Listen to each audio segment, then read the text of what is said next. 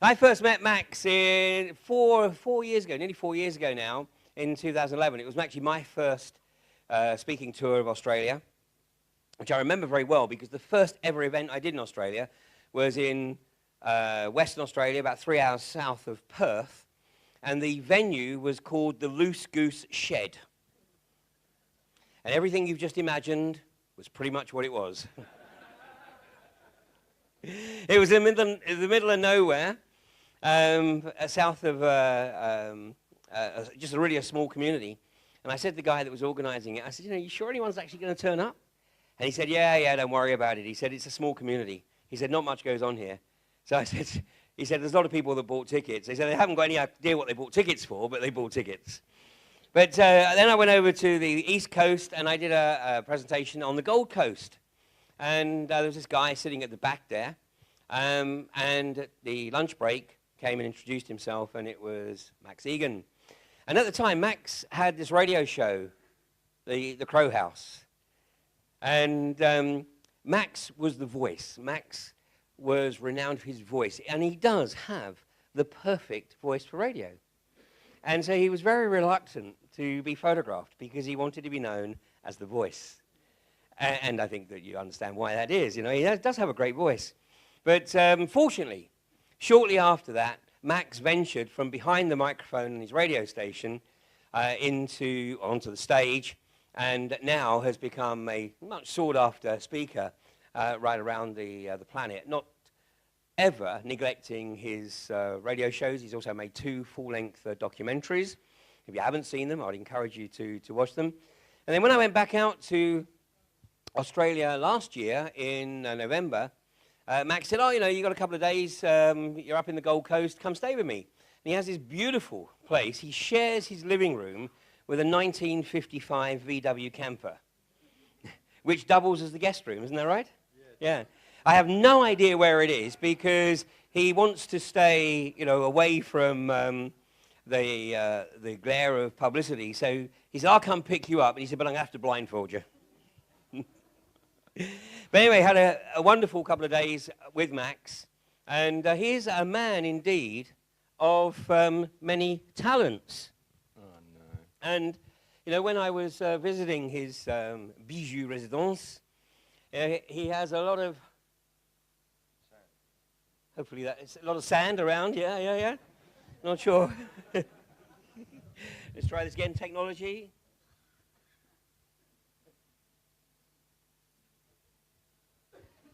See what happens here. I think we're going to, here we go.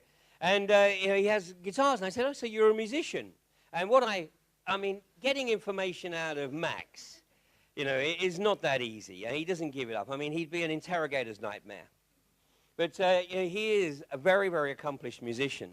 And I still don't know very much about what he did, because it's tough to get the information there. But he, in an earlier life, he was on the road as a musician. And he gave me a little taste of it, which I played out on this episode of Humanity vs. Insanity.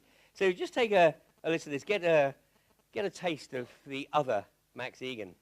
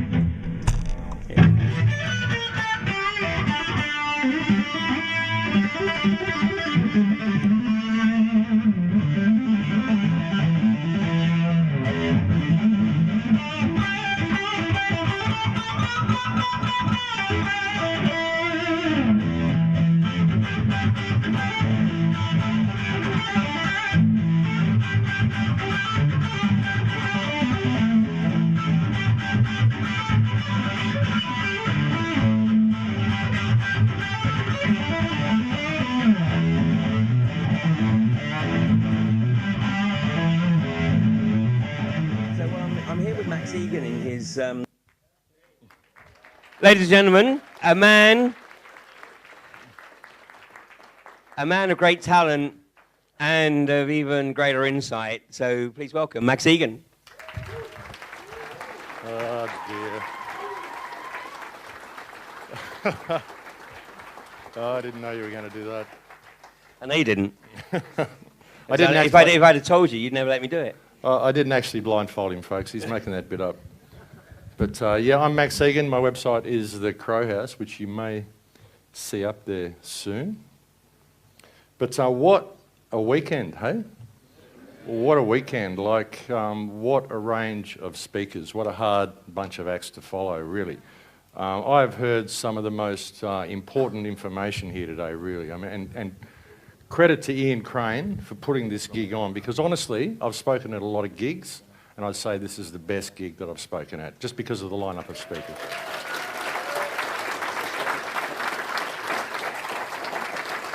I can see it here. I don't know what's going on, but it's up there. So yeah, incredible, incredible. Like, every speaker here has brought information that is so important to everybody, you know, and this should be a really motivational weekend. So the name of this talk is Conspiracy Misdirection, Replacing the Meme with Reality. And like, I had something vaguely planned, but after all the speakers, I mean, this could go anywhere, so we'll just see what happens. Okay, so I want to make this clear. Okay, we get this just instilled into our minds. I like to start off with that clip just to make sure everyone knows that it's a reality check. So let's look at our society. This is our society, folks. That pretty well sums it up, don't you think? It's people farming. That's what it is. Everything that we've seen here today, everything we've heard about, all of the depopulation agenda, the chemtrails, everything, it's people farming. That's what it's all about. These people don't care about us. They're psychopaths. Let's call it for what it is. And as Thomas said, the time for talk is over. That's why I've even been thinking that I don't even know whether I should keep doing the radio shows, because if you listen to my radio shows, it's kind of been the same show for the last 8 years. I've said the same thing in as many hundreds of different ways as I could, in the hope of waking up one more person. You know, to the fact that the answers lie with us. It's all to do with us. Every problem that we face is to do with us, and we can solve the whole lot. So this is our life, this is our society, this is what we go through. We just have this society that does this to us. And of course, our leaders they're all there to help us. It looks that way. And look what they do to us. This is what they do to us if we get stressed out. They feed us genetically modified food. They're doing all sorts of things to us, folks, and this financial system is just eating up the planet. See, that's the thing, the financial system is the head of the snake. The economy is what it's all about. We're taught that the economy is all important. That's what all of our societies are based on. Politicians get praised for supporting the economy, for improving the economy. It's all about the economic model. And this is how we've built our prison, because we are the ones who have built our own prison. We can blame the system all we want, and sure, the system is a lot to blame, but it's our participation in the system. What we've done through the education system, we've been trained to believe that we've been given a misguided perspective of success, basically, is what we've been trained into. We go into these businesses and we work to make the business more efficient, because by making the business more efficient, we can get more dollars in the bank, and then the world becomes our oyster. We can be successful, then we can go and enjoy the world. We get to these positions and we go to try and enjoy the world. We find that it's all been homogenized for us anyway, and that there's nothing really there. But by getting into a business and working to make the business more efficient and basing it all on the economy, what you do is you minimize work costs and you maximize profits. So you're discarding humanity and you're making the system more efficient. And in this way, we've built our own prison. And now we've got this meme which basically enslaves us, but it's just an idea. The whole system is just an idea. Government is just an idea. Government isn't real. It's an idea that people write in books. And men with expensive suits go to these buildings and they do what it says in the book. And if they haven't got a way of extracting more wealth from you, they just write it in the book. And they put a rubber stamp on it and they call it law, and we all go along with it. But it's just an idea. It's just an idea. It's not real. You know, but we currently discard humanity in order to support this economic model. And that's what it's all about. The economic model, based on permanent growth, is designed to render the planet uninhabitable. That's its only purpose. That can be the only result of continuing to support this economic model. You think about it. It's always about permanent growth.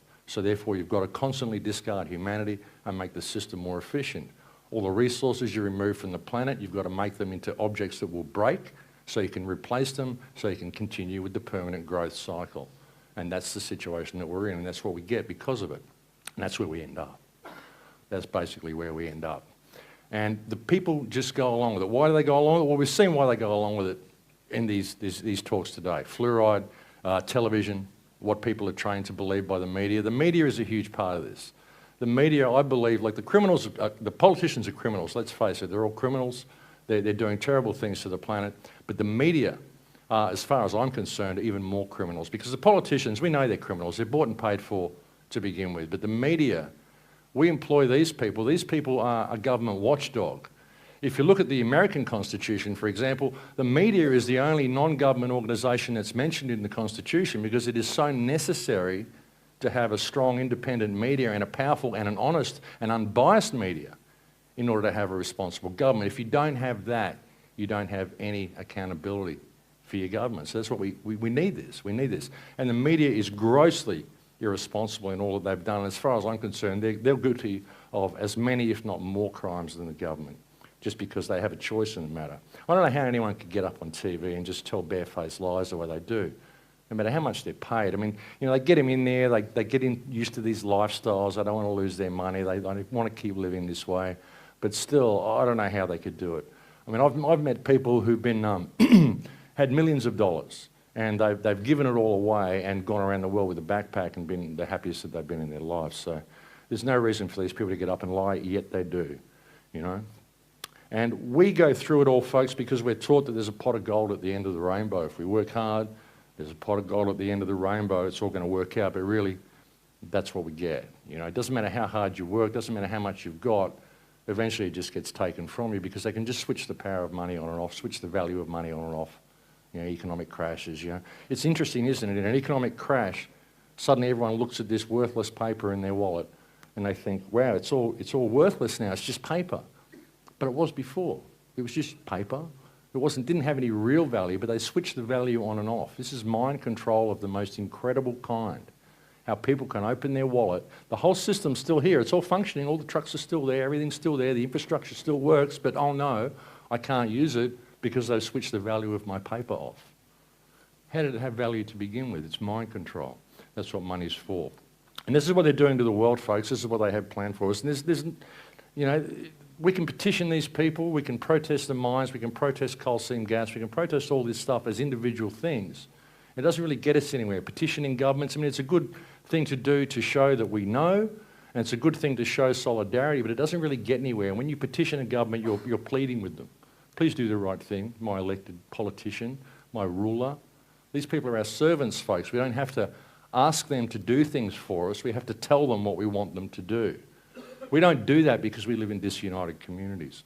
That's the problem. So we get this. This is our jobs, folks. This is what we go out and do for a living.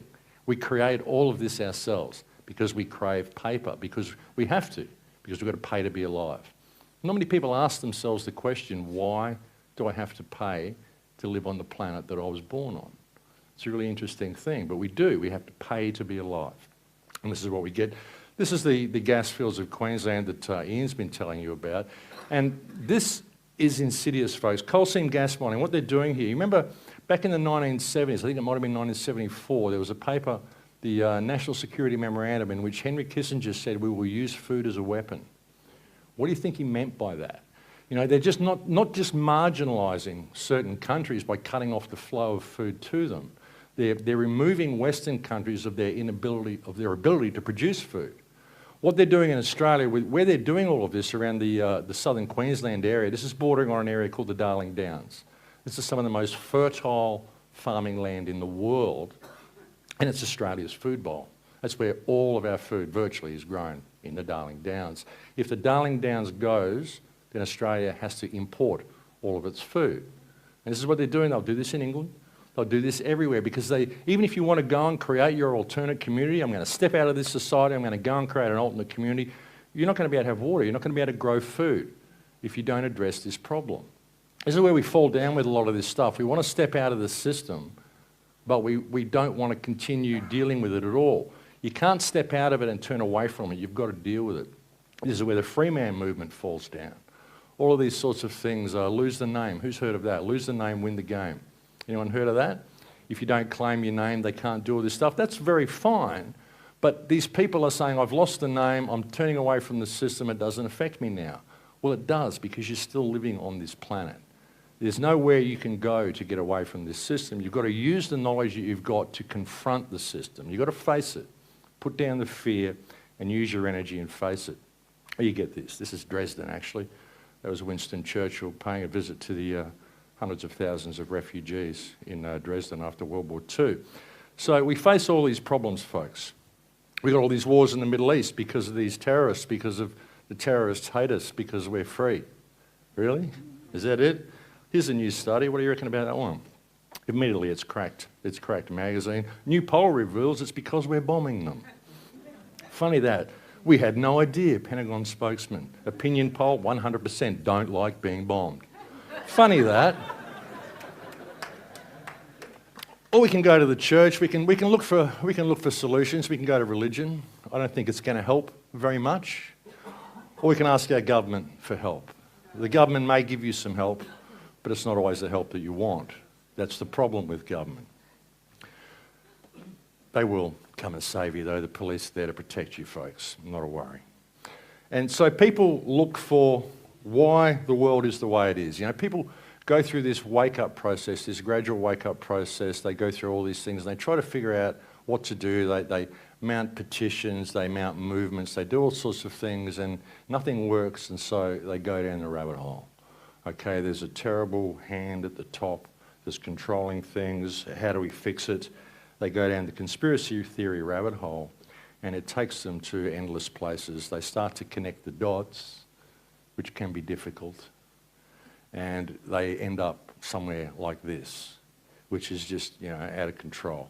Folks, the whole conspiracy movement, sure, there's a conspiracy. There's a really big conspiracy, but there's a conspiracy culture that's been superimposed over the actual conspiracy to get everybody running down rabbit holes. The Illuminati, the terrible shadowy hand that we just can't possibly do anything about because it's just too damn big and powerful. Well, that's really empowering to know about that stuff, isn't it? You know, like, what we're dealing with here is something that's going on right around us right now, and we're going down all these rabbit holes looking for people to point the finger at. We're not looking at ourselves. We're not looking at what's happening around us. Every single problem that we face on this planet, whether it's pollution, whether it's homelessness, whether it's Fukushima that I showed you before, whether it's coal seam gas mining, it doesn't matter what it is. Whether it's the corporate rape of the Amazon, doesn't matter what it is. All of it happens because of legislation that's put in place by governments. And the governments get away with doing this because we live in disunited, disempowered communities because we've been trained to be that way. You know, we're caught on this economic treadmill, running around judging ourselves by social and economic parameters, measuring each other by the size of our front doors and what type of car we drive, what we look like, what we dress like, what our rung on the social ladder is, and it's all fiction. It's all parameters that have been put in place by other people to keep us divided, keep us squabbling with each other. And as Ian said before, with the internet conspiracy culture as well, if you don't agree with every single point that someone makes, suddenly you're a shill. It's an attack. You're this, you're that, you're that. Let me show you how easy it is to make a conspiracy, folks. Have a look at this. And that's the thing too. We want to believe them all, don't we? We want to believe them all. This is a picture that was taken of me in Palestine. I have this terrible habit when I have a photo taken, I always tilt my head. It's just this thing, I look at the photos, you're tilting your head again, Max. You know? This is the way it is. Someone saw this photo and went, look, we've got him, busted, uncontrolled opposition. You can see, obviously, from the photo. This is how conspiracies work, folks. Look at this website, Hollywood Subliminals. There he is, Max Igan, game, set, and match. Exposed. Why? Because I'm standing like that. See, because this is a pyramid. There's an eye of horror subliminal there. I'm holding up 2 fingers. There's 3 bands on each finger. This is a subliminal symbol that I'm a 33rd degree Mason. It says here, 33. See, look, obviously, he's a Mason. He's doing it, leaning the eye, so it's there. It's all planned. This is how easy it is to construct a conspiracy, folks. According to one website, I'm a country and western singer from America who goes to Australia to become a Green Party minister on the weekends and then dons a prosthetic face to speak on the radio and become Max Igan. I get around, folks. I get around. This is how easy it is to create these mazes for people, folks. And what it does is it makes people believe that there's this all-powerful hand that you can't do anything about that controls everything. All they've got to do is put a pyramid in a movie and, oh my God, the Illuminati controls everything. They just got to put these subliminals there. Sure, there are Hollywood subliminals. There's all sorts of stuff going on, and sure, there is a dark hand. But it's not as powerful as you think. It's created the concept to make you think that it's that powerful, to disempower you. You know, we've gone down all these rabbit holes, we looked at all this stuff, and the controlling hand is not really that strong, folks. It's actually very weak, and it's stumbling like hell at the moment. So we see all these things, and we don't talk about it, and we don't know what to do about it, and we're left in a state of complete disempowerment because of a lot of the conspiracy culture. It's a distraction. It's an absolute distraction from what's going on around us, and it's created this meme in people's minds where it's this all-powerful hand that we can't do anything about. And look, when you look at some of the information that we got on the weekend today, yeah, there's a lot of shit going on. It's a pretty powerful hand, and it's doing a lot of stuff which is very, very difficult to combat. But there are mechanisms in place that we can use. Now, I'm basically an anarchist, really, if you want to look at it. I mean, I believe in self-governance, but I think we've got a long way to go to get there. And people have to understand there's been a series of steps that have brought us to this point. And too much in this movement, this culture, this alternate media, the truth movement, whatever you want to call it. I think truth movement is the wrong word, but a lot of it isn't truthful. But in this culture, there's this all or nothing kind of mentality. You know, I'm an anarchist, therefore I want total anarchy. We've got to crash the system today and we can all be free. It won't work that way because a lot of people aren't ready for self-governance. You know, when I started this, and it's the same with the free man movement as well, I want to walk out of the system, I want it to all change today, I'm gone. You can't do that, you know. When I came into this, when I started doing what I do, it's because I love people. It's because I love life. I don't want to leave anybody behind. I don't want to free myself. I want to change the human condition, and that means freeing everybody, but they have to do it themselves. I can't free you. You can free you, but you have to make the choice to do it. You know, we have so many people that are awake now. We really do, and if we could get coordinated, we could make a difference. So we've got to stop judging each other. We really do, because there is a conspiracy. It's a really big one, as this man said. And if you really want to know what it is, it's a conspiracy to turn this thing into this. That's it, a prison that you cannot escape. That's why there's nowhere you can go. You can't build an alternate community and turn your back on this community. If you do that, you're forgetting what gave you the reason to build the alternate community. You wanted to get out of this society because this society is heading for the cliff and it's dragging the whole world with it. And that's the key. It's dragging the whole world with it, and you're still on the world, and there's nowhere on this planet you can escape from it if you choose to turn your back on it. But you've got all that information now. You can just turn and face it with the information that you've got and be brutally honest. Speak the truth. Don't be politically correct. Call things for what they are. You know, the time for talk is over, like Thomas said. We've got to put things into action now, folks. We've got to stand up and call a spade a spade. We really do. There's mechanisms in this system that we can use against itself. It's a double-edged sword. You know, I'm all for bringing the system down. I believe the whole legal system is crap. It's tripe. It's fiction. But still, there are elements in it we can use, simply because the people out there who are sleeping need to be spoken to in a language they understand. And these are the people we need to meet, we need to reach. It's all very well coming and speaking at venues like this, but you're preaching to the choir. And then you go and you try to wake up the neighbours and you go, oh, Illuminati, chemtrails, all this stuff. And you're going, oh my God, I don't want to be like that. And they lock down and you can never get to them again. You've got to speak to these people in a language they can understand. This is why I've tried everything. I mean, I've tried addressing the tax system. I've tried anything I can do to get people's attention to the fact that the government doesn't have their best interests at heart, and then go with that. Because you've got to crack that shell. You've got to crack that shell. Now, everything that we're seeing on the planet today, everything these politicians are doing, if you really want to get down to it, it's abuse of office. The lot of it. There are no leaders on this planet. We've got to get this idea of authority out of our heads. What these politicians are doing is they're using the power that we give them by the office that they hold to create, or to abuse their power, to create powers that they don't have. This is all abuse of office. You know, the fact that you've got to put in all these freedom of information requests, the fact that there's fluoride in the water. Let's just call things for what they are. You know, there's so many things going on the planet that are abuse of office that give us the choice to use it and to deal with it and to use their laws against themselves. I mean, I don't agree with any of their laws. I think they're all fiction. But psychopaths like to hide. They like to hide there in the ranks. And a lot of the lower level politicians are not psychopaths. These are people that are trained to work in a system and make the system more efficient, you know? You can't just blanket statement the whole thing and hate everybody and say everybody in the corporate system is a psychopath, everybody in the political system is a psychopath. A lot of politicians become politicians because they want to make a difference.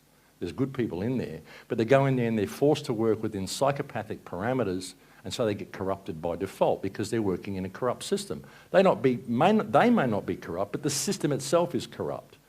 And when I say corrupt, I'm not meaning it's evil, it's cruel, it plans bad things. It's corrupt, it's dysfunctional. You've got a corrupt file on your computer, it isn't evil, it's just dysfunctional. The system is dysfunctional. And so when people work within it, they work within these dysfunctional, corrupt parameters and they don't get anything done.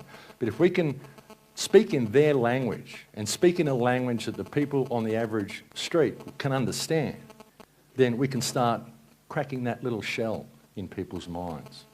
You know, I started talking about the tax system, I started talking about all sorts of things, but ultimately it's all abuse of office. The whole thing is abuse of office. And what you've got to do is find that thing in your community which concerns your community, and you've got to help them look at it from the correct perspective. Because whatever problem that they've got is a result of legislation and abuse of office, the whole lot. The only reason any person on this planet is in a state of hardship is because politicians are abusing their office. You know, and if we call it for that, we can get out of this because we can reach people. They think, yeah, abuse of office, that makes sense.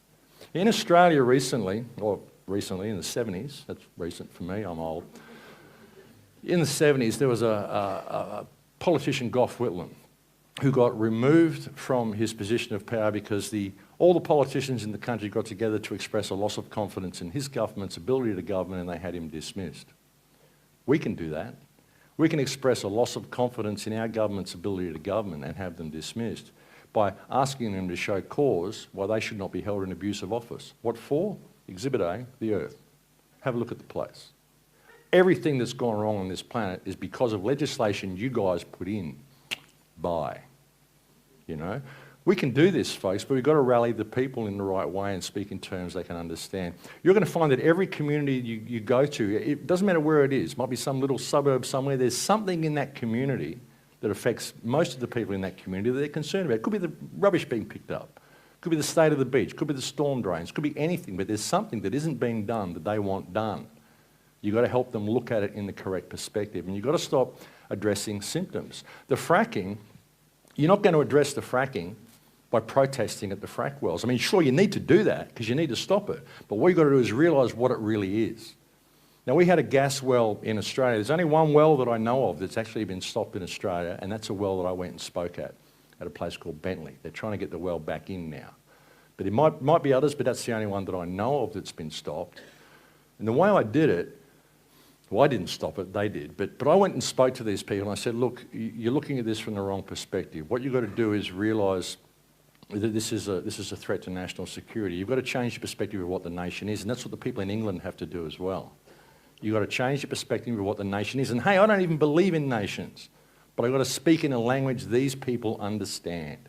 And these people, the sheeple, whatever you want to call them, the people that are just programmed into the society, they believe in the nation, they believe in England, they want all this national stuff, you know, they've got national pride.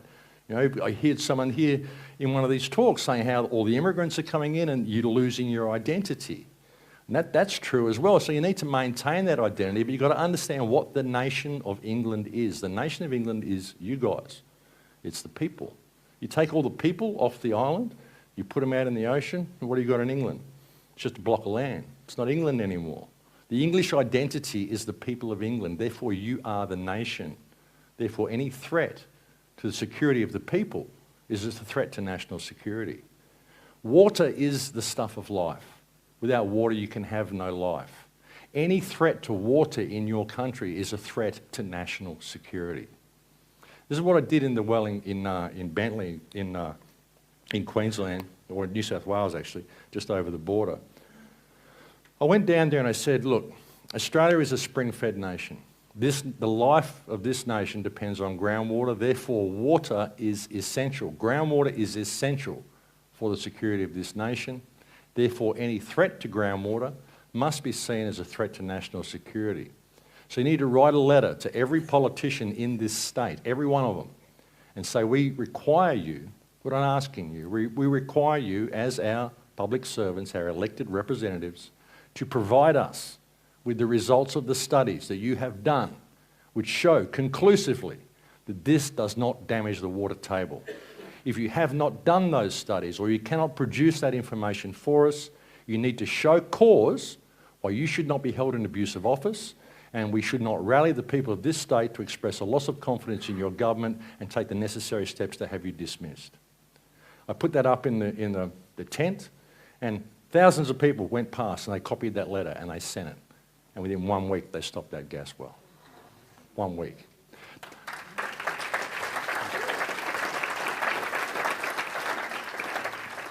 They said it was for environmental reasons and impact studies and social concerns and all this bullshit that they came up with. I guarantee it's because they sent that letter.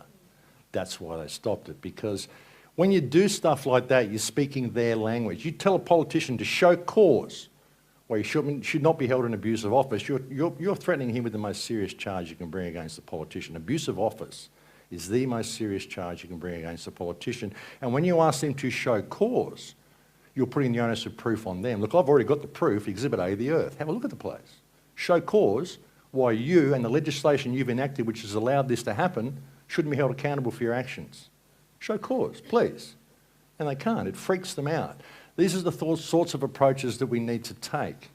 When you've got a situation where the jobs are being moved offshore or something, you need to take that approach. Show cause why you shouldn't be held in abuse of office for doing this. See, all of this, it's humanitarian. Everything that we're facing on this planet, folks, is a humanitarian crisis. You know, the environment, all the damage we're doing to the environment, this is what supports life. This is a humanitarian crisis. All these things are humanitarian issues. The fact that you've got homeless people, the fact that you've got people, rough sleepers out in the street, this is humanitarian. All of this, it's all humanitarian issues, but we whitewash it, we look at it as political issues, as economic issues, social issues. They're humanitarian issues. All of them are humanitarian issues. The problem is that we always put economy at the top of the food chain when really humanity needs to be at the top of the food chain. You know, the banks don't care about humanity, you know. The banks don't care about humanity. A bank will repossess someone's house and throw them out on the street. The house will sit there empty. The bank doesn't even need the house. It just needs to balance the books, because that's what it's about, balancing the books. And that's a really sick thing when you think about it. And that's what we got. And it's going to continue. We can petition these people. We can vote people in and vote people out. Why don't we just stand up and call it for what it is? Stand up and call it for what it is. Be brutally honest. Don't be politically correct. And point the finger where it needs to be pointed. But don't think there's this dark, shadowy hand that you can't deal with. You know, and don't go going down these rabbit holes. All these rabbit holes. I got attacked recently by the flat earth people. I respect the flat earth people. Hey, I can prove to you the earth is flat. I can prove to you it's round. I can prove to you it's a hologram. Give me a day to set up a slideshow. I can offer you a concise proof and offer you something that you will believe, that the earth is flat, the earth is round, the earth's a hologram, that the moon is artificial, the moon is round, the moon's a hologram, the moon's flat. I can prove to you that the world is run by the Jesuits, it's run by the banksters, it's run by the Jews, it's run by the Freemasons, aliens live under the world. I can prove it all to you. Give me a day, I'll set up a slideshow for you and I'll offer you a convincing argument for any one of the above. Doesn't make any of it true. And you get to a point where you realise that all of these rabbit holes have been put there to just keep us running down rabbit holes and thinking there's this big, dark, shadowy hand and we can't deal with anything. If you want to know if the earth is flat, gain control of the system and go to the South Pole and check it out. Every single mystery that we're given to go and explore exists because we don't have control of the system. That's it. That's the root cause of the whole problem. So let's get control of the system by regaining control of ourselves and stop seeing ourselves as little people who can't do anything, because we're not. And I'm living proof of that. I'll tell you about me. I grew up in a storm drain for a while. I left school before grade 10. I was homeless. I was a musician. I did drugs. I did dope. I was just this hopeless misfit. Didn't fit into society because I couldn't. Just couldn't. I'm just a nobody. I'm a musician. I'm not anybody special. We're all special. Well, there's nobody special. We're all in this together. And when I started doing this, I didn't want my face out there, not because I wanted to be the voice, but because I didn't want anyone to be able to associate a face with the voice, because when you hear a voice, you associate that person with it. I thought if they can just hear my voice, then the only image they can project onto it is themselves. And I'm not anybody special. I don't want to be a celebrity. I don't want anyone to think that I'm a guru or anything, because I'm not. I'm an out-of-it musician. That's me. I didn't deal with society because I didn't want to participate. When I was 4, I said, this is all fucked up. I'm going to do something else. I'm walking around in the yard with my teddy bear going, Teddy, it's all fucked up. The world is all fucked up. I've been born onto the wrong planet.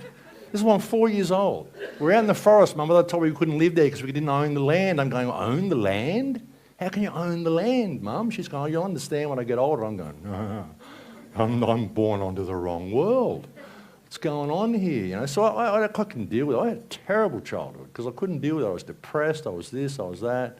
When I was 10 years old, I discovered a Frank Zappa album called We're Only In It For The Money. And I went, hey, he gets it. He gets it. It's not just me. And I became a musician from that point. I lived on the outside of society. When 9/11 happened, I decided that my research was actually worth something, was actually important, and I should start talking about it. So that's what I did, and that's why I'm here now. But I'm nobody special. Nobody. You know, we are all special. We are all beautiful. We can all change things. I had this experience in 2008, which a lot of you have probably heard. How many people here listen to the show? Is there a few people here know my stuff? A lot of you don't. So in 2008, I had this experience, this meditation experience. And is Thomas here? I did have that aha moment, Thomas. I had that. It was an amazing thing. It was like a drug experience, but it was. And I had this moment where I was sitting in meditation, and suddenly I was sitting inside myself, and I was looking out. I could see my outer skin. And between my outer skin and where I was this entire universe. I had this whole fractal thing going on. But what happened was eventually this experience happened, and I just left my body, and I was everywhere all at once. Everywhere. I was looking at myself from all possible angles. I could feel everything in the universe. I could feel everybody. I could feel all the emotion. And I realised that there's only one of us here. It's one single consciousness. The entire universe is a single consciousness expressing itself through frequencies. Maybe it is a mainframe, like Samantha said. I've had experiences which suggest she's probably correct. But, you know, and as far as the Earth being round, the Earth being flat, I don't care. It doesn't matter to me what the stage is. It matters what you do with it, because what this is about is human creativity. But in that moment, when I had that experience, I discovered my own perfection with all of its flaws. And how can you be perfect if you've got flaws? I can be perfect because I'm perfect at being me. No one else can see the world through these eyes, no matter how flawed this vehicle is, no matter how flawed my emotional state is, no matter how inconsequential I feel. I am perfect at experiencing life from the perspective of Max Igan. No one else can do that, ever. I am perfect at being that. And so is every one of you. And it isn't whether you're good or bad or fat or short or good looking or bad looking or this or that. It's about what you do with it, what you do with the information. What is your relationship with people? What is your relationship with the planet? That's what it's about. It's about creative potential. You know, we're here to experience humanity to its greatest potential, and we have the potential to be absolutely incredible. You imagine it if we all could see this perfection in ourselves and respected ourselves that much, because when you see that, you get that perfection, you go, wow. Suddenly, you see it in everybody. It's the same. There's no one better than anybody else. There's no one with any more value than anybody else. We all have value, but we've been taught that we don't. We've been taught to look for leaders and look for gurus, and someone's going to find a way out of this. Someone's going to lead me to safety. Or just follow, please. I'm reading it in the newsletters. Yes, we're winning. but I'm not participating. You've got to participate, folks. You've got to participate. You've got to be yourself. Don't be afraid to be yourself. Don't be afraid to speak your truth, and don't think anybody has authority over you. Don't think anybody has any power over you, you know. But don't attack people. You know, you don't go to the politicians and scream and rant and rave and protest and all this stuff. You just ask them, show cause. Show cause why you shouldn't be held in an abusive office for blah, blah, blah, blah, blah, blah, blah. Please, show me. You know? And when you've got the whole community doing it, they go, oh my God, oh my fucking God. You know? And you'll get that if you discover that perfection in yourself, because then the barriers break down with people. See, this whole divide and rule, it's us who perpetuates it, folks. It's us who perpetuate it. A lot of it is because of the business model, because of the economic model. We're always competing with each other. We look at this fear going on, like drip, drip, drip in the back of your mind, always there, no matter how connected you are. Got to pay the bills. Oh God, do I look like this? Oh, am I fat enough? Am I thin enough? Am I that? Does she like me? You know, all this stuff going on. It's in people's minds all the time. You know, little inadequacies, which are parameters that are given to us by other people. And it happens so much. It really does. But we've got some golden opportunities, folks. We really do. And they're providing them for us. What Thomas was saying before about embracing the shadow. You know, we've got to embrace the shadow. We've got to turn and face this, folks. We really do. We've got to turn and face this head on. We don't need to back down. We don't need to be politically correct. We've got to rally the people in a manner that they understand. You know, I even say to people, look, you know, if you're baking a cake, bake one for your neighbours if you don't know them. Take something next door to get to know these people. It's really hard, isn't it? You know, we live in cities, and the closer they pack us in, the less people we know around us. We're too scared to go and knock on the house next door and get to know people. You know, they're all too programmed to want to know us. That's the society that we're in. So what we've got to do is find a way of breaking down these barriers and find a way of linking things up. And all of the different movements, you know, the chemtrails people and the fracking people and the this people and the that people, we want to bring all this together because these are all the same issue. These are all symptoms of the same problem. You know, like I said, be it Fukushima, be it homelessness, be it starvation, it doesn't matter what it is. It's all part of the same problem. You know, we're just not dealing with it from the correct perspective. We're hacking at the branches, but we're not striking at the root. We've got to strike at the root, but that's got to come from us. It's all got to come from us. You know, we've got to change our perspective of what we are, folks, change the perspective of what the nation is. And then we can get to a point where we don't need nations, you know, because all of this is fiction anyway. But there is enough stuff in the fiction that we can use to get ourselves out of this. We really can. But it's people, you know, these extremists, these guys are extremists, people who it's all or nothing.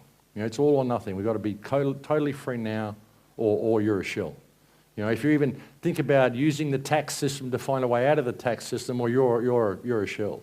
You know, if anything that you want to do, if it's part of the system, oh, you're a shill.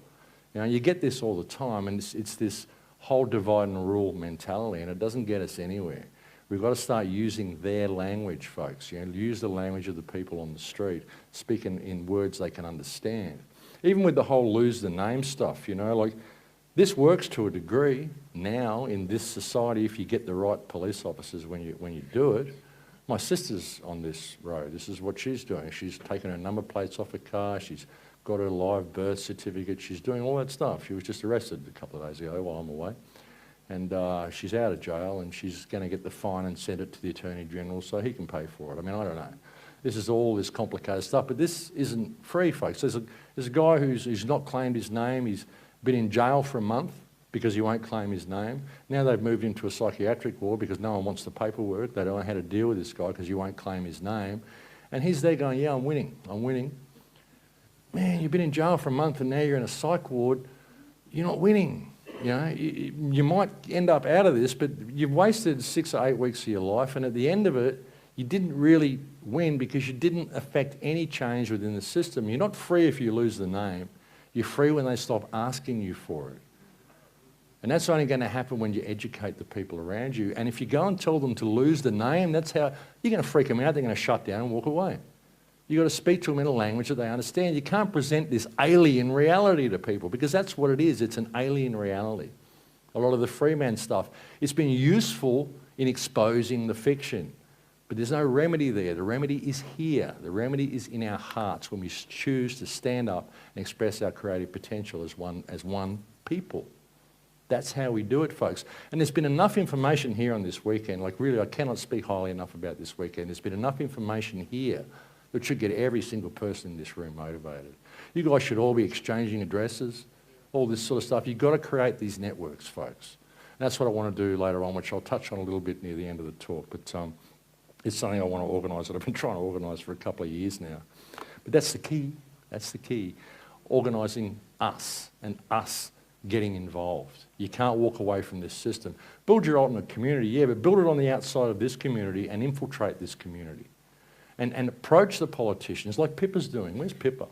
This woman is the embodiment of the divine feminine, I tell you. I mean...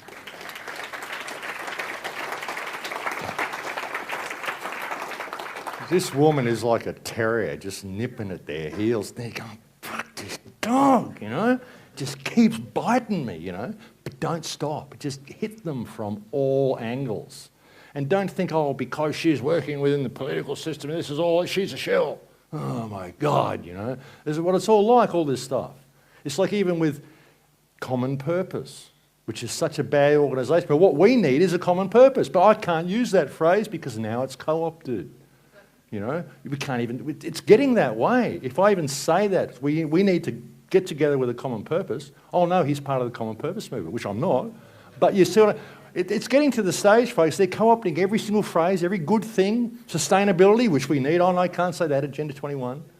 You know, very soon, the way we're going in this conspiracy culture, we're going to have to communicate this rebellion in sign language.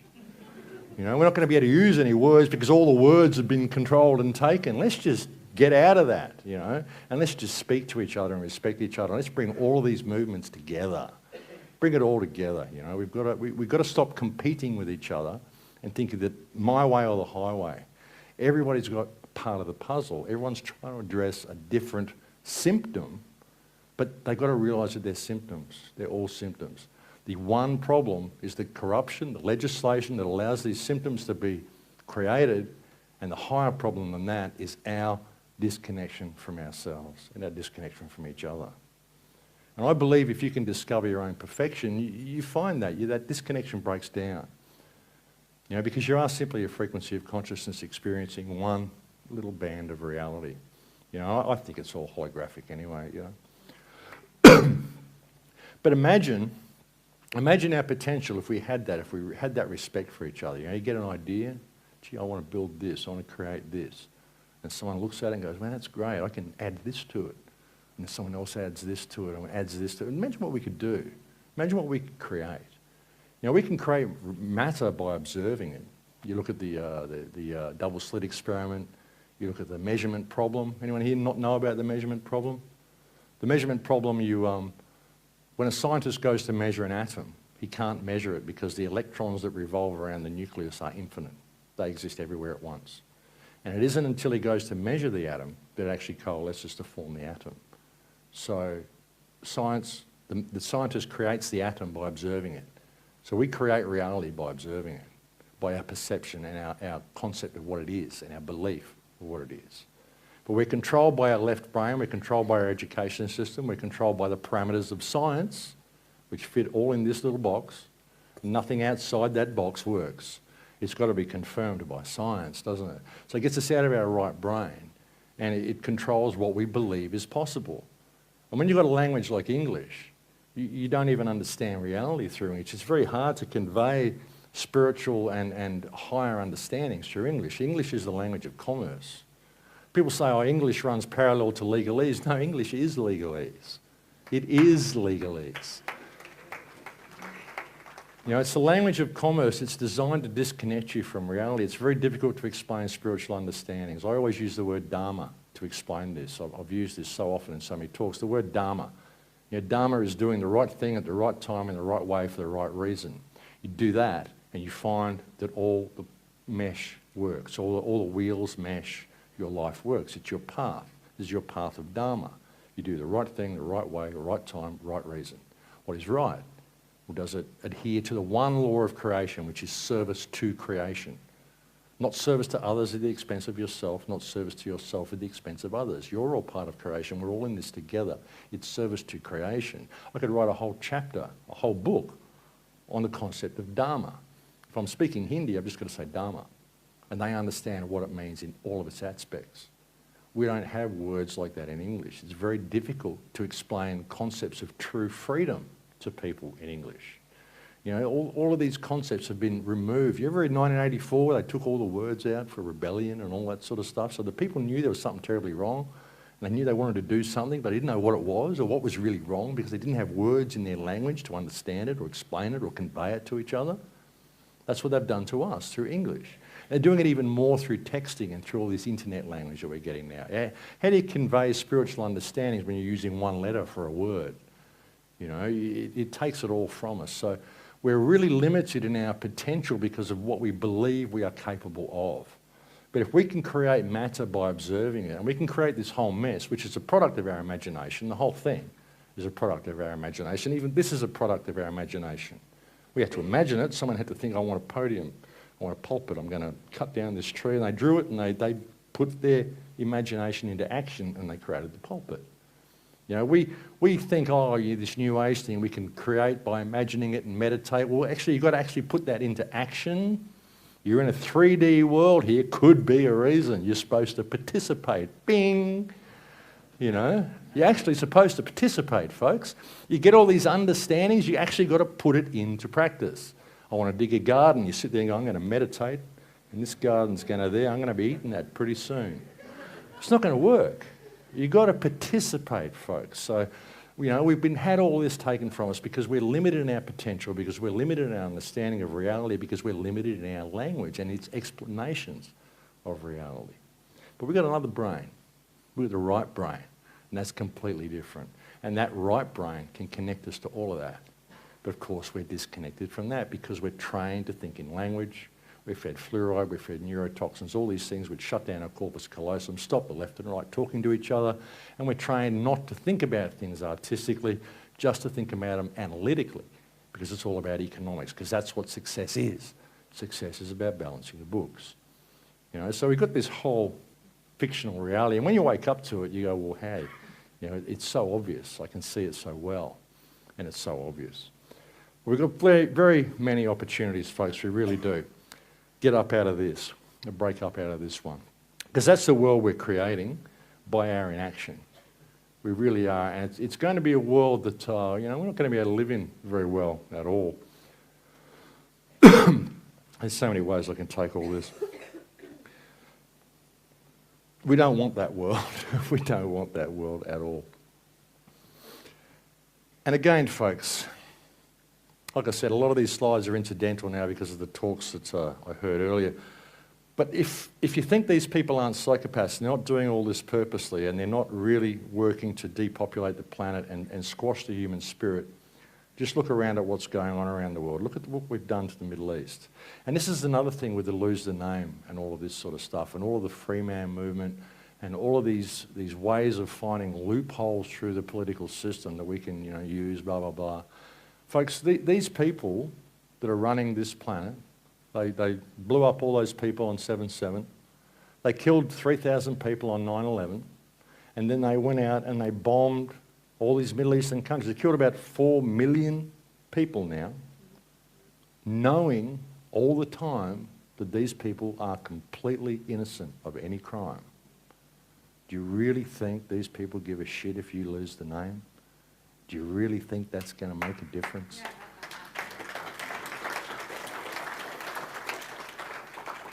Now, it may work now for a little while because those at the high levels need to stay hidden.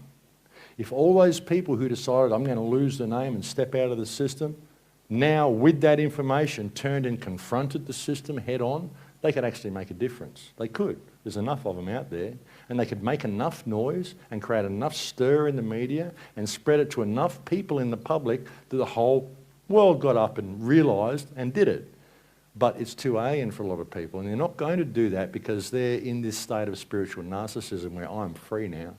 I'm free. They don't know. That's their problem. It's all out there. They can get the information if they want, but they're not going to do it, so they get what they deserve. That's sociopathic thinking, that's narcissistic thinking, and that's not why you decided you wanted to be free in the beginning, is it? You know, that's not what it's about. And all of these free men and all these things, it's all of this narcissistic approach they have, which is designed that way to keep them locked down this rabbit hole in the mistaken belief that they're free when they're walking around in an open-air prison, that prevents any of this happening. I mean, it's been useful in exposing the fiction. That's great. We know it's fiction. We know how the birth certificate works. We know what it's all about. But we've got to find practical ways of applying it to the world and practical ways of applying it to our society. And we've got to get it to people in a language they understand. Like I said, if you think this isn't being done deliberately, folks, these cluster bombs that they use everywhere. This is great thinking, isn't it? Cluster bombs. There's an unexploded cluster bomb. That's what they look like on the ground. So what happens, we send all these into these Middle Eastern countries, they run around the ground unexploded. Oh, terrible, all the people are getting hurt. We need to send the aid packages and help them. You know, what do we send in? These aid packages. There's an aid package next to a cluster bomb. You reckon that isn't deliberate? Do they paint them the same colour?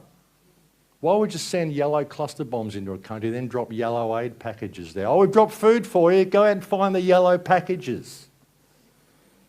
And there's the results. You know, and this is what we're doing. This is what we're doing. This is what our governments are doing. What, are we going to protest this? Are you kidding me? You're a fucking criminal. Look what you just did to this kid. You're a criminal. You're a psychopath. Only a psychopath goes and bombs another country. You go carpet bomb a country and say you're doing it for self-defence. Are you kidding me? And we just deal with this. We'll protest. We'll have a war protest. Oh, the terrible politicians will turn the channel. No, these guys are doing this with your money, and it's you know, it's a joke. Monsanto. We're going to protest this stuff? I mean, show cause. Here's all the information. Here's all the studies on the rats showing that they cannot produce after 3 generations of eating this food. All the stuff that you're doing. Here's the proof. Show cause. Well, you shouldn't be held accountable for your actions. Oh, we can't be because we wrote on this little piece of paper here that we're all safe. It's there, look, it's got a fancy letterhead on it. It's a law, see? I've got this psychopath in a suit here to sign off on it. It's a law, see? You write it on paper and it becomes reality. We live in a paper-based reality, folks. A paper-based reality. And we're getting away with it because, oh, we can't do anything. It's law. It says on the piece of paper. It says on the piece of paper that I can't do anything. I've got to let this happen because there's nothing I can do about it. It's all abuse of office. It's all, these guys are mass murdering psychopaths destroying our planet. And we're arguing about it. We're debating finer points. We're arguing over semantics and details. And let's call a spade, folks. I'm sick of this shit, you know. Sorry about the swearing. I don't swear on air, so I get to do it at these gigs, you know. But I'm sick of this. I'm angry. After hearing some of the stuff today, I'm angry, folks. I'm angry. You know, and that's why I do the shows, because I'm angry. I've been angry since 2008. I get on the shows and I speak calmly, I speak eloquently, I try to empower people with information. I want them to feel that there's a way out, because there is. But they have to get motivated, so I try to inspire them. And that's what this movement has to do. You know, the alternate media needs to provide a safety net for people who are waking up to the reality of the situation, and you need to be providing pathways to solutions. I don't know what all the solutions are. I'd like to. I've been trying, but I can't do it without your help. You know, we all need to link up our minds together and do this together, because everybody's got a piece of the puzzle. Everybody has value. Everybody has something valid to offer. We really do. We can't shout each other down. We can't have our movements. We need to link everything together, folks. We really do, because otherwise this is what we're going to get, stuff like this. And that's true. That is true. Either mankind will stop Monsanto, or Monsanto will stop mankind. And this guy, what can I say? What can I say? This guy, what's he passing these laws to say that what? We're as dangerous as ISIS. These online extremists. That to me sounds like a pretty extremist ideology. I think David Cameron's an extremist.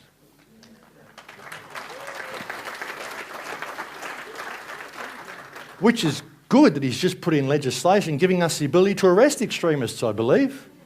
Bye, David. You're in abusive office. You know, all these people. I mean, what do you say? What do you say? And this guy, we got a good one. We got a good one. Tony Abbott. What a great guy. You going to knight the prince or something? How do you knight a prince? The prince knight's you, Tony. You're going to demote a prince to a knight? What is this, you know? Tony Abbott's amazing. Tony Abbott's a politician. You don't know what he's going to do next. You just don't know what this guy's going to do. He's amazing. He's the best thing that ever happened to Australia. He's woken up more people than I could. The whole of Australia realises what they've got now. What do they got? They got that, and they ended up with that. That's what they got. And look at this one. This is good, eh? They're going to start taking citizens' savings. This is what we get. This is what our politicians are doing. So they're setting the whole thing up for a financial meltdown, you know, which may or may not happen, but they've got to make people think it does. But they can switch the value of paper on and off anytime they want. And I would suggest that you don't keep money in the bank, folks. Draw it out, buy silver or something like that, you know, and buy the physical silver so you've got it in your hand. But don't keep it in the bank because they can switch that off any time. And it's really, you know, it doesn't have value anyway, it's just paper. You know, we need to build communities, folks, is what we need to build. But this is where you're going with all of this stuff. And this guy, Stephen Harper. Stephen Harper, see, Canada's got him, we've all got him. Stephen Harper's just passing legislation saying that anybody who speaks out against Israel can be convicted of hate crimes. Do you like that? I would say Stephen Harper is committing a hate crime by supporting the Israeli genocide of the Palestinian people, wouldn't you? Yeah. I think Stephen Harper's just passed enough legislation for us to arrest Stephen Harper under his own criminal legislation, you know. And Benjamin Netanyahu, what a great character that is, eh? What a great character. They say the eyes are the windows to the soul, folks. That tells me more about Bibi Netanyahu than I ever wanted to know. And what Bibi's doing, you know, in Gaza is incredible, absolutely incredible. I went into Gaza in 2012 with my brother Ken. That was an experience, probably one of the more stupid things we've both done in our lives, but looking back on it, it was great. I would do it again in a second. I've actually been trying to get back in there ever since. But again, I've used this so much since I've been, it really affected me going there and seeing these people, these beautiful people with so much light in their eyes. And Gaza Strip itself is one of the greatest opportunities for human freedom that we've ever had. Because that's what all of this is, folks. Everything that you've heard today and everything you've heard over this weekend has provided everybody here with some of the best opportunities you've ever had in your life. Because never before in history has the system been laid so bare. We've got the internet, we've got communication right around the planet. Never before in history has everything been laid so bare, and have we had the ability to unite this planet in one global shift in consciousness. This is it. This is the most important time ever. And the people in Gaza have been fighting this fight for over 70 years now, and they're providing us an opportunity because Gaza Strip is a war crime. We can use their paper. Okay, you want your paper-based law to be real? Fine. Here's the 4th Geneva Convention. It says collective punishment is a war crime. It says building settlements in occupied territory is a war crime. What is going on in Palestine is a war crime. It's not a debatable point. We don't even have to go into all the finer points of dropping phosphorus on the people and cutting their water off and all of the stuff they're doing, bombing schools, bombing ambulances, bombing children, so much stuff. Forget all that. The fact that Gaza Strip exists in a collective punishment situation is a war crime. Therefore, any government that is funding or supporting the actions of Israel is a government that is committing war crimes. If you've got a united community that stands up and says, show cause, why you should not be held accountable for what it says in this document. You guys support your paper reality? Here's the 4th Geneva Convention. You're all guilty of war crimes. So we're going to take the necessary steps to express a loss of confidence in your government's ability to govern and have you dismissed. Because this is a humanitarian issue. Forget about whether it's Israelis and Palestinians and Muslims and Jews. It's people locked in a prison, most of whom are children, who have been killed and tortured by other people. Forget about whether it's Israel or Palestine or Muslims or Jews. It's people. That's the problem. You know, we need to deal with that. Look at it from a humanitarian perspective, not ethnic, not economic, not religious. If someone's trapped down a well, you rescue them from the well. You don't do a debate on the semantics of the rope company and who manufactured the bricks and who did this. We'll figure all this out and then we'll rescue him from the well. You don't do that. You rescue the guy from the well and then you figure out how he got down there. It's the same with the people in Palestine and Gaza. These people need our help right now, and they're providing us an opportunity to rein our own governments in. We can use this to deal with every single government in the Western world because it's an open war crime. But we're too busy arguing whether we support the Jews or the Palestinians or this or that, or the history of this. It's people, children, being killed right now, being murdered, drinking polluted water every day. You know, living in conditions you wouldn't believe. And that was when I was there in 2012. They bombed it 3 weeks after we left, or a month after we left, and since then, what they did in that last 51-day incursion, the situation in Gaza now is 10 times, 20 times worse than what it was when I was there. You know, there was a prediction made 5 years ago that in 15 years you won't be able to live in Gaza Strip, it'll be too polluted. You can probably drop that down to about 5 now if we don't do something, and they're providing us an opportunity to rein our own governments in. But we're not taking it. We're just debating the finer points from all of this. You know, it's a war crime, folks. It's not a debatable point. And it's an opportunity for us to heal the whole world with this. Because if we don't, the whole world is going that way. Just look in your own country. Look what they're doing when they finally get all this fracking in. And like Ian said, it's probably not even about that. It's probably about the methane. That wouldn't surprise me at all, because there's a massive depopulation agenda going on this planet, folks. And we need to call it for what it is. There's a war going on. There's a war going on. Our police are being militarised. Our politicians, our servants, are turning the police into an army that they can use against the people. Why? Because they are scared. They are scared to death at how much we are waking up. And don't think this situation is lost, folks, because it isn't. They are so far behind with their plans. Who's read The Grand Chessboard by Zbigniew Brzezinski?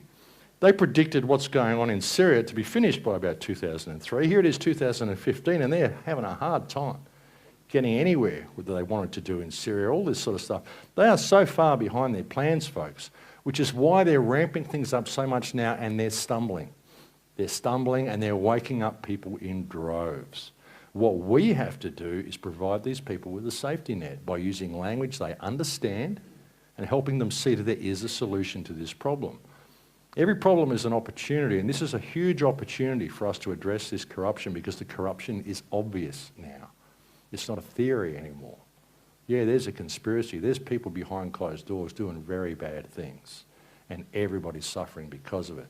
Now, anybody who's in a state of hardship in this country, there's no reason anybody should be in a state of hardship. This is a country of great wealth. England owns most of the world, for God's sake. You guys should be doing really well. You know, there's no reason for anybody to be in a state of hardship.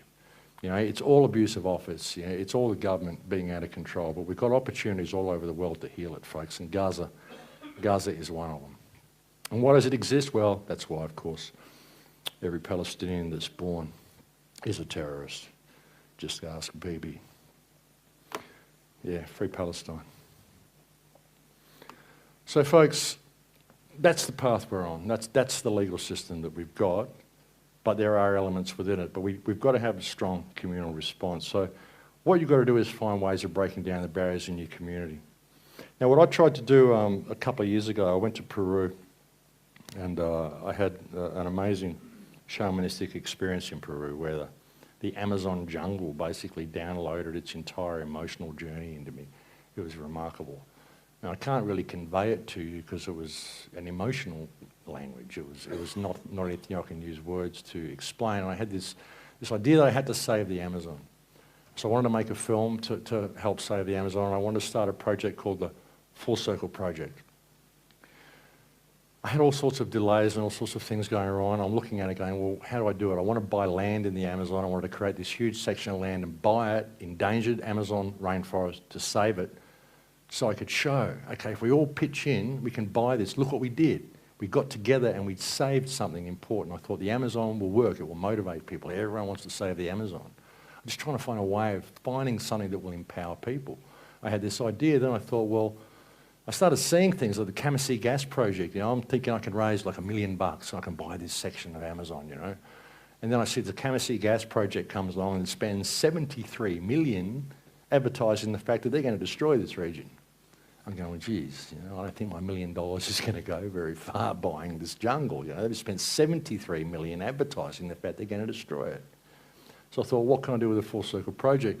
You know, you're not going to save the Amazon by buying it. You've got to realise the companies that are destroying the Amazon are Western companies. So what we've got to do is clean up our own backyard. So Full Circle Project became something else. And see, I don't want to create a movement, the zeitgeist movement, all of this movement, all of that movement. What I'll create is, I want to create grass fires. And so what we're trying to do with Full Circle Project, which has been trying to work all this out, their website's been hacked, we've had so much trouble with all sorts of stuff. I mean, even with the Crow House, I had to close down the Crow House forums because they just get hacked so much. So, you know, what I want to do with Full Circle Project is create a mechanism which is going to create grass fires. We've got this thing which is going to link up communities everywhere, have groups of people that can all get together and coordinate in an uncoordinated fashion. Like Ian says, you can't have a leader, you can't have a coordinated movement, but if you've got a way of linking everybody up so that everybody knows what's going on, okay, we've got this abusive office thing going, okay, we're all going to do this. The whole world does it because they're all linked up. And people in their communities, like so many people I get letters from, they go, Max, I'm lonely, I'm awake, I live in this town, do you know anybody I can talk to? This will do that. You can find people close to you. This is why all you people need to get contacts with each other. You've got to create these communities and get this contact going. So what I'm trying to do with Full Circle Project is create this idea where you can find and link up with everybody around the world and you can exchange ideas and everybody can get a platform to put their idea on the table and we can find a way out of this mess. So that's what I'm trying to do with Full Circle Project. I'm going to Spain when I leave England to discuss a lot of this with Zen Gardner and my darling friend Louise, who's up there somewhere, who is just this amazing woman from Spain who's been so supportive. Like I said, folks, the slideshows are incidental. That's where I want to go. That's where I want to go. That's where we're heading. Well, we've got to do it this way, folks, the warrior spirit. Zen is right. We've got to re-embrace the warrior spirit. And there's been an incredible effort over centuries to squash the divine feminine, and it's been pretty full on what's been done to women. And there's been a huge resurgence with the New Age movement to bring back the divine feminine. But in the process, we've managed to turn a lot of men into these really fluffy, happy little guys who are really in touch with their divine feminine. And we need them to get back in touch with the divine masculine. We need a bit of balance here, folks. We need the divine masculine to come back out. We need the warrior spirit. The warrior doesn't attack. The warrior doesn't kill. The warrior has integrity and stands for integrity and stands for what is right and stands for what is good and calls a spade and doesn't take a backward step. Do the right thing in all that you do. Not what's right for you, but what is right. And you know what is right. Don't tell me you don't. You do. Everybody does. Warriors confront the evil most people refuse to acknowledge. You've got to face the shadow, folks. All the information that you've got on this weekend, use it. Use it, speak eloquently to people, and ask these politicians to show cause why they shouldn't be held accountable for their actions, but use the right language and do it in ways that people can understand. There's so many people have told us this, you know. The hope for humankind is the transformation of the individual. Everybody has to change their perspective. There are no saviours. No one's going to get you out of this. You have to change your perspective and change how you interact with the people around you. That's what will change the world. I've been beating this drum for 8 years on air. And truly, folks, it's worked. It works for me. Everything in my life is so synchronistic. It really is. And some of the greatest tragedies in your life are the greatest gifts. They really are. Like I've had a horrendous life. I really have. I was abused when I was a child. I lived in a storm drain when I was 12. I was homeless. I was this. I was that. I've had broken relationships. I got to a point where I became a musician because I just didn't have any other way out. That's all I had to do. That was all I had. And then I got to a point in my life where my music collection was stolen from me. 38-year music collection of a musician. And music was who I was. If I ever had a bad moment, I went to my music. And that got stolen from me. And suddenly my source of solace became my source of pain. And I had nowhere to go. That was an interesting time in my life. That was the greatest depths that I ever fell to. And then I realised that there was another path, that my research was actually important because that's all I had. So I went back to that. And that is what propelled me to what I'm doing now. The greatest tragedy of my life is the greatest gift that I ever had, that was ever given to me. There's opportunity in all of it, folks. There's opportunity in all of it. It's how you use it. It's what you do with the information. Yesterday I was clever. I wanted to change the world, so today I'm changing myself. You know, that's the key, folks. And that's a beautiful thing, isn't it? So you can't be selfish and ignorant. You can't be judgmental to people. You've got to respect them. And the only way you're going to really respect them is by respecting yourself. And that's why you have to do it. You can't be apathetic about it. You can't take this information home and not use it. You've got to use it, folks, because if you don't, you're missing the ride. You're missing the ride. This is the greatest opportunity in human history. All we have to do is stand up and participate. That's all we have to do, folks. Align your focus with the solution, not the problem. The key to saving yourself from this heartless transhumanist world is right in your face. It's right in your face, folks. That's what I wanted to say. It's a beautiful world. It's a beautiful world. And we can make it into something incredible. We really can. That just seems to get in there all the time. But that's it, folks. You can be the change. You are the change. That's what you're here for. That's what this time in history is, and that's why you all chose to participate. So please participate. My name's Max Egan. Thanks for coming to the talk.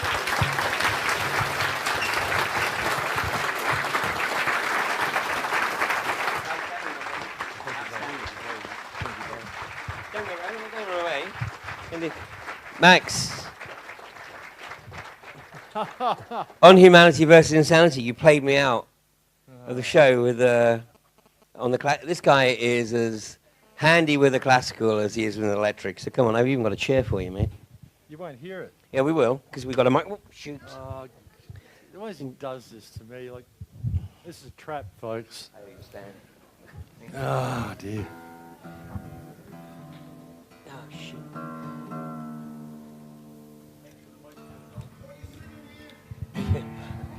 That'll clear the room in a heartbeat. See, look, you already cleared the room, mate.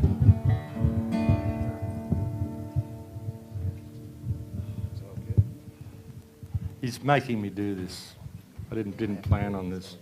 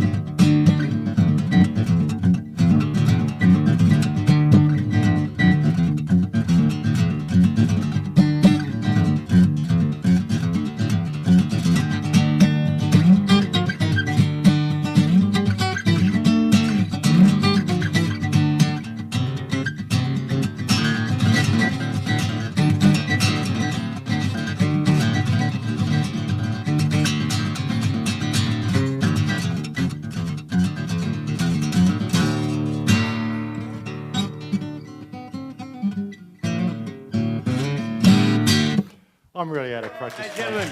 He made me do that. Max Egan. I haven't played for years, really, so that was a dirty trick. Thank you. I haven't played for a very, very long time. I will probably have to pay for that at some point. But it will be worth it. Yes. Oh, yeah. I'm already planning the revenge, mate. Yeah. Well, there is only one person who could ever really follow Max Egan, and of course that's his good buddy, Ken O'Keefe. So we're going to break for dinner now, and be back here for 8 o'clock, and then we'll be introducing you to Ken O'Keefe. So see you then.